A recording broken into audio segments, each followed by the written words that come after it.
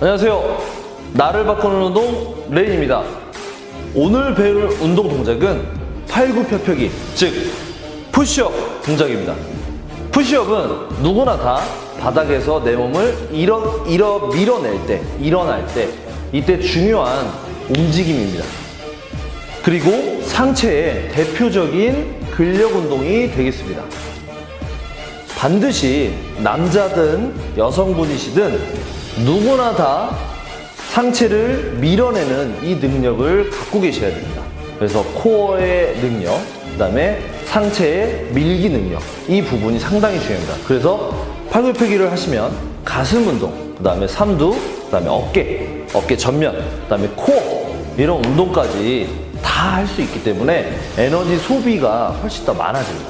그래서 대표적으로 벤치프레스를 생각을 하시겠지만 벤치프레스를 하기 전에 또는 벤치프레스를 언제 하셔야 되는지 이런 것들에 대해서 설명을 드리겠지만 가장 중요한 건 목표 지향이 되는 건 팔굽혀펴기가 되겠습니다. 제가 지금부터 팔굽혀펴기에 대해서 먼저 베이스라인을 설명드리고 그 다음에 난이도를 높이는 방법, 그리고 난이도를 낮추는 방법, 자세적으로 낮추는 방법, 자세적으로 높이는 방법, 이 부분에 대해서 설명드리도록 하겠습니다. 강도 조절은, 난이도를 높이는 방법에 대해서 강도 조절은 무게를 올리거나 무게를 낮추거나 이런 거지만 제가 지금 설명드리고 싶은 거는 자세적으로 어떻게 해야 되는지에 대해서 모르시는 분들이 많습니다. 그리고 개인 운동 하실 때도 내가 힘이 빠져서 또는 자세가 잘 몰라서 그러면 잘 못하겠다, 이런 분들은 자세적으로 변화를 줘서 하시길 바라겠습니다. 너무 외부 저항을 낮추려고 하지 마시고 외부 저항을 받으시면서 자세를 낮춰서 끊임없이 도전하려고 하셔야 상체 근력 그리고 코어의 능력이, 수평에 대한 밀기 능력이 좋아집니다. 자, 지금부터 팔굽혀펴기 낱낱이 파헤쳐 보도록 하겠습니다. 푸시업 자세에 대해서 보여드리도록 하겠습니다. 자, 먼저 푸시업을 할 때 어떻게 해야 되냐면 먼저 손을 바닥에 지지를 할 때 가슴 라인 옆에서 손을 지지를 하시면 됩니다. 넓이는 어깨 넓이보다 조금 넓게, 이거는 각 사람에 맞게 조금 다르게 진행되긴 하는데 먼저 가장 기본적인 거를 설명드리면 어깨 넓이보다 조금 넓게 가슴 라인에 맞춰서 포지션을 하시고 팔꿈치는 반드시 가슴 라인에 있으셔야 되고 이렇게 들리면 안 되겠습니다. 그래서 손에 이 지점과 팔꿈치가 맞아야 되니까 이 지점과 저항이 맞으시면 안 됩니다. 팔꿈치가. 그래서 손목이 많이 꺾이게 되니까 그럼 손목에 불편함이 많이 생길 수 있습니다. 그래서 손가락이나 손목의 유연성이 떨어지시는 분들은 푸시업 할 때 손목이 부담이 될 테지만 그런 분들은 푸시업 이런 손잡이, 푸시업 바 이런 것들을 이용해서 하시면 되겠습니다. 자, 먼저 가슴 라인에 맞추시고 그 다음에 팔꿈치를 벌리지 않고 살짝 안으로 모으려고 하는 힘을 주셔야 됩니다. 자, 이 상태에서 제일 중요한 거는 엎드린 상태에서 귀, 어깨, 고관절, 복사뼈 바깥쪽 이렇게 일직선상이 되도록 유지를 하시고 호흡은 당연히 하셔야 되고, 보여드리면 자, 먼저 바닥을 짚으시고 이때 손목이 조금 부담되시는 분들은 원래는 이 세 번째 손가락이 일직선상이 되게 해야 되는데 손목이 조금 부담되는 분들은 팔꿈치를 돌리면서 두 번째 손가락이 일직선상이 되도록 만드세요. 이렇게 차이를 좀 아시겠죠?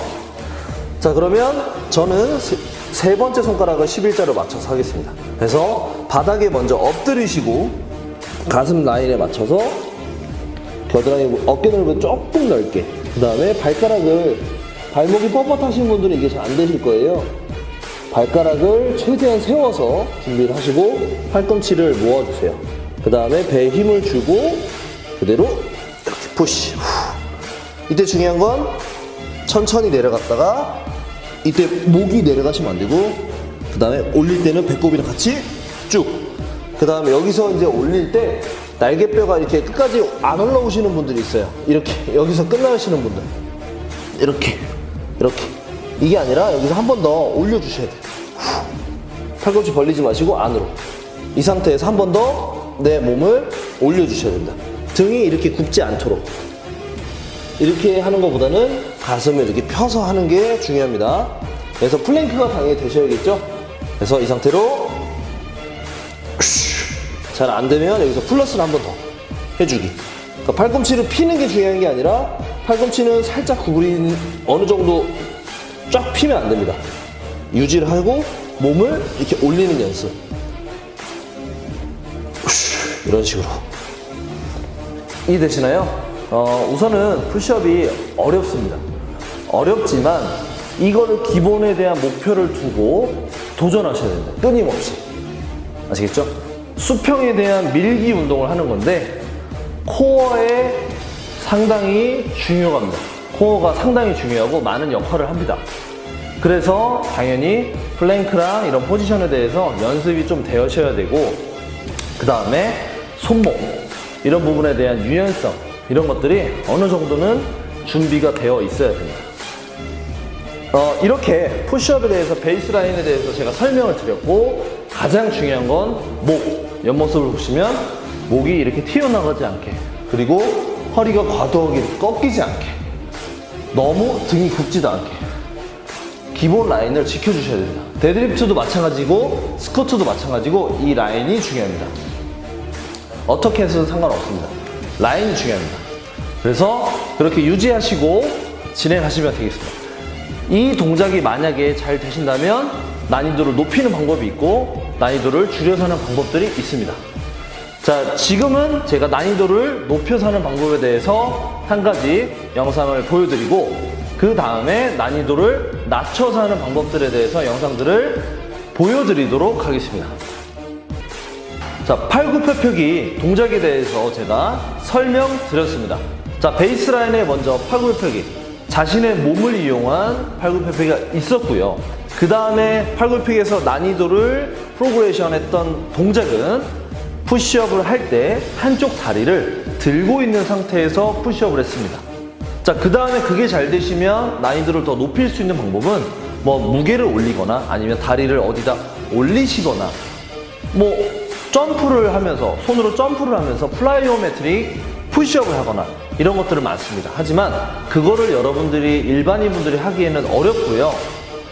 난이도를 낮추는 방법에 대해서 여러 가지를 설명드렸는데, 베이스라인에 대한 푸시업에서 난이도는 손목이 부담이 된다, 근력은 있는데 손목이 부담이 된다, 유연성이 떨어져서, 그런 분들은 푸시업 발을 잡고 하는 방법에 하나 있었고요. 그 다음에 좀 더 난이도를 낮춰서 하는 방법이 뭐였냐면 벤치에서 조금 더 내 체중 부하를 줄여서 하는 방법이 있었습니다. 그래서 체중 부하를 줄이고 푸시업을 하는 겁니다. 하지만 그것도 이제 힘이 빠져서 잘 안 된다 그러면 바닥에 내려와서 플랭크 포지션을 하시면 되겠습니다. 이 상태에서 그냥 팔꿈치의 움직임, 저항은 많아졌지만 팔꿈치의 움직임은 없이 코어 능력을 극대화시키는 겁니다. 그래서 한쪽 다리를 들어서 버티는 것도 있었고요.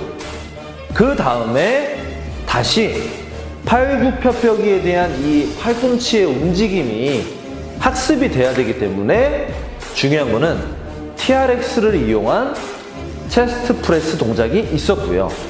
또 하나는 코어의 힘을 조금 줄이고 저항을 좀 줄이고 벤치에서 바벨 벤치 프레스로 넘어가서 팔꿈치의 가동 범위를 크게 움직이는 겁니다. 왜냐면 코어의 내가 생각해야 될 이 코어의 힘이 많이 생각할 것이 없어졌기 때문에 이거에 좀 더 집중할 수가 있습니다. 날개뼈에도 조금 더 집중할 수 있고요. 그리고 무게 저항도 조금 더 낮춰졌기 때문에 이 움직임을, 수평 움직임을 여러분들이 잘 하실 수 있을 겁니다. 우선은 자세적으로만 먼저 여러분들이 알고 계시면 난이도 설정, 그 다음에 무게가 올라가고 이런 것들은 당연히 보조자가 필요합니다. 여러분들의 파트너가 필요합니다. 여러분들의 코치가 필요합니다. 그래서 그런 것들은 도움을 받으셔야 되지만 혼자 할 때, 스스로 하실 때 자세 변화를 이렇게 줄 수 있다는 것을 여러분들이 알고 계셨으면 좋겠습니다. 자, 이상 나를 바꾸는 운동, 여러분들이 꼭 알아야 될 수평 밀기, 팔굽혀펴기, 이거에 대해서 설명드렸습니다. 꼭 열심히 자세 연습하시고 꾸준히 하시길 바라겠습니다. 이상 나를 바꾸는 운동 레인이었습니다.